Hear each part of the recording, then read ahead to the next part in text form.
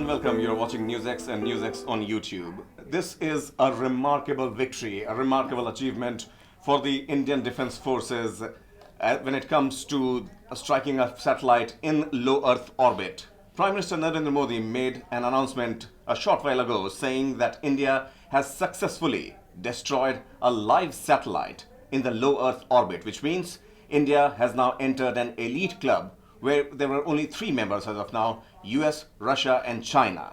I have with me my colleague Meenakshi, who would explain to us the implications, the achievements, what it does for India and what it means for India. And before that, let me tell you, when it comes to striking a satellite in space, it's a victory. It's like nipping the problem in its bud. How come? These satellites are capable of tracking troop movement. They are capable of telling the security forces that a nuclear device is being moved from one location to another. Interestingly, they track the drones also. Drones, when they send pictures to the enemy countries or the one who is using them, these are done through these low Earth orbit satellites, which are easy to transmit.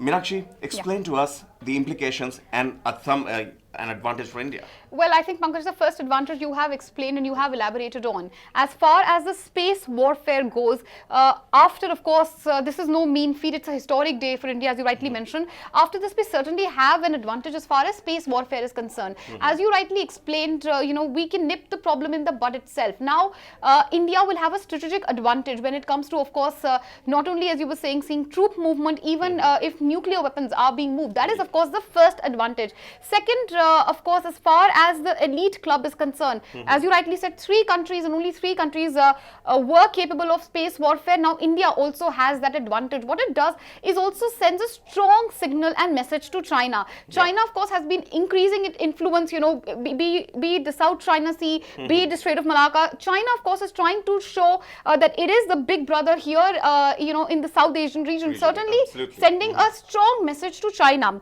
Not just that, if we see another big impact as far as superpower arms ability is concerned, India has now entered that elite club. Now, India is showing that it is also a superpower. It's a strong message to the world, also to our neighbor like Pakistan. Of course, we had tensions, at its peak post the Balakot strike. So it certainly sends a strong message to the world. Most importantly, as far as the indigenous capability of India is concerned, The research and R&D. Absolutely. This was done totally by the DRDO. This is completely indigenous. So, of course, it is a step, as far as in the right direction, as far as indigenous capability of India is concerned. This entire test was planned totally indigenously as far as DRDO is concerned. It certainly shows the capability which India scientists have. Definitely. And, when you're talking about research and indigenous research and development, we will be very soon becoming familiar with the term research in India. This is the beginning, I would say, when it comes to space activities and space technologies. India has always had an upper hand here, and they have proven their mettle. DRDO, I'm sure, with in tacit support with ISRO also, these achievements have been, carried out as of now.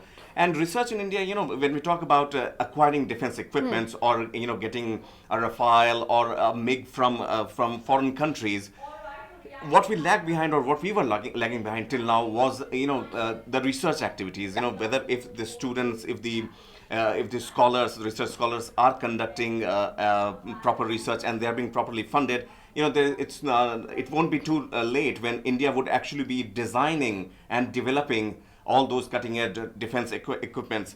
And remember, this satellite tracking and satellite demolition in space also, gives an upper hand when it comes to intercontinental ballistic missiles, those ICBMs, which can transcend from one continent to another.